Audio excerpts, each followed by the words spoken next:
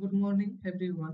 আজকে আমার পিপিটির বিষয় হলো why do you think cooperative learning is necessary in classroom teaching.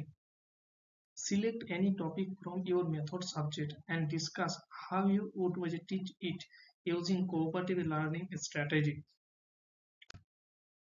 Introduction. সহযোগিতামূলক শিখন হলো এমন একটি শিখন পদ্ধতি যেখানে শিক্ষার্থীরা একটি সাধারণ লক্ষ্য অর্জনের জন্য ছোট ছোট দলে ভাগ হয়ে একসাথে কাজ করে।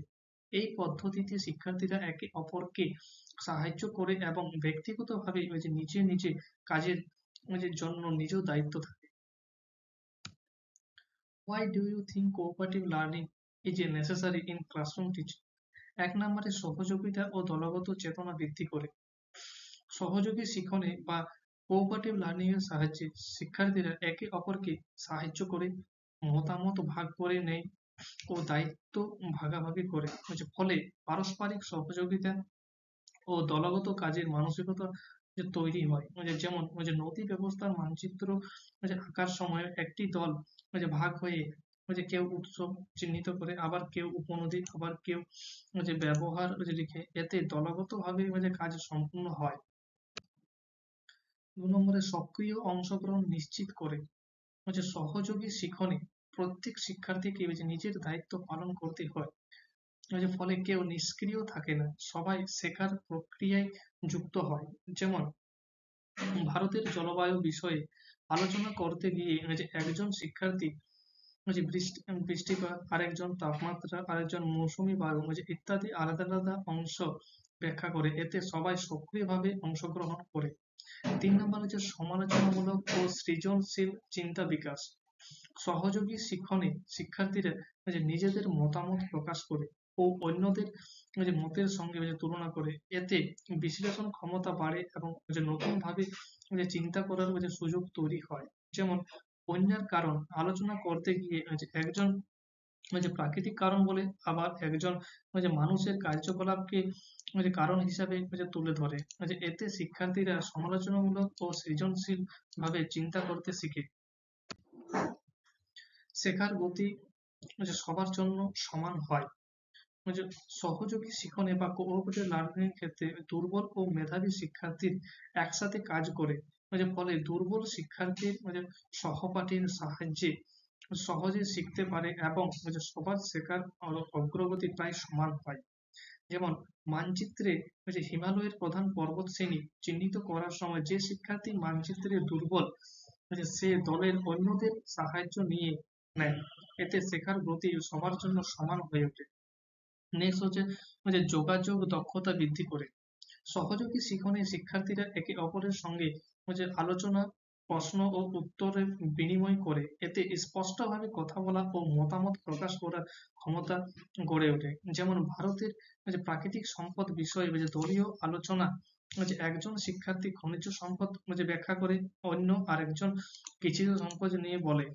এতে সবার যোগাযোগ দক্ষতা বৃদ্ধি পায়। দায়িত্বশীলতা গড়ে তোলে। কোঅপারেটিভ লার্নিং এর ক্ষেত্রে প্রত্যেক শিক্ষার্থীকে নির্দিষ্ট কাজ দেওয়া হয়। দলীয় কাজ সম্পূর্ণ করতে হলে সবাইকে নিজের দায়িত্ব সঠিকভাবে পালন করতে হয়। এতে দায়িত্বশীলতার মানসিকতা গড়ে ওঠে। যেমন ভারতের প্রধান নদী ব্যবস্থা শিখতে গিয়ে কেউ নদীর উৎস লিখে, কেউ উপনদী, আবার কেউ মানচিত্র আঁকে। প্রত্যেকের দায়িত্ব পালন করলে তবে তা সম্পূর্ণ হয়। 7 নম্বরে আজীবন শিক্ষার প্রবণতা তৈরি করে। কোঅপারেটিভ লার্নিং এর শিক্ষার্থীরা পরস্পরের কাছ থেকে জ্ঞান অর্জন করে ও অভিজ্ঞতার বিনিময় করে। এতে স্বনির্ভর ভাবে শিখতে আগ্রহ তৈরি হয়, যা ভবিষ্যতে চলতে থাকে। যেমন প্রাকৃতিক দুর্যোগ মোকাবিলা বিষয়ে দলীয় আলোচনা করতে গিয়ে শিক্ষার্থীরা বই ছাড়াই সংবাদপত্র, ইন্টারনেট থেকে তথ্য সংগ্রহ করে। এতে নিজের খুঁজে শেখার অভ্যাস গড়ে ওঠে, যা আজীবন বজায় থাকে। Select any topic from your method subject and discuss how you would teach it using cooperative learning. যেহেতু আমার সাবজেক্ট জিওগ্রাফি, তাহলে বিষয় ভূগোল, আর টপিক হচ্ছে ভারতের প্রধান নদী ব্যবস্থা। কৌশল হচ্ছে জিগসো মেথড। এক নম্বরে শ্রেণী বিভাজন। পুরো ক্লাসকে 5টি ভাগে বা দলে ভাগ করা হলো। প্রতিটি দলকে একটি নদী ব্যবস্থা দেওয়া হলো, যেমন গঙ্গা, ব্রহ্মপুত্র, সিন্ধু, নর্মদা, তাপি, গোদাবরী, কৃষ্ণা। 2 নম্বরে দলগত দায়িত্ব। প্রতিটি দল তাদের নির্দিষ্ট নদী ব্যবস্থার উৎস, গতিপথ, উপনদী ব্যবহার সেচ সেচ কাজে, বিদ্যুৎ পরিবহন এবং সমস্যাগুলো, বন্যা, দূষণ নিয়ে তথ্য সংগ্রহ করবে। 3 নম্বরে শিক্ষক সহায়তা।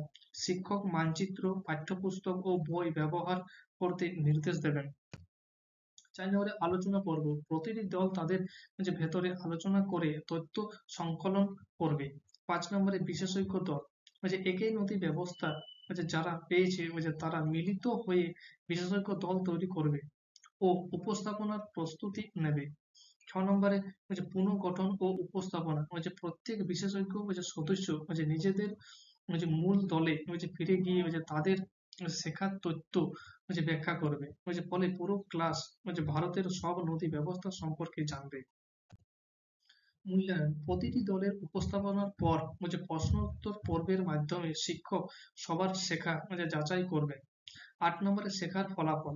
ছাত্ররা মানচিত্রে নদী চিহ্নিত করতে পারবে, প্রতিটি নদীর বৈশিষ্ট্য জানবে এবং দলগত সহযোগিতায় শেখার আনন্দ উপভোগ করবে। কুসংজ্ঞা।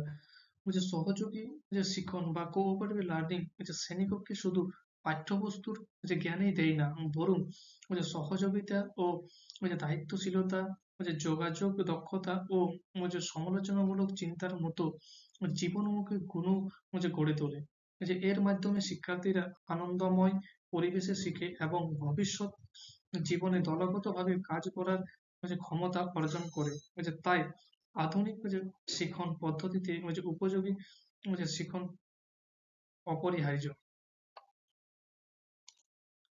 Thank you.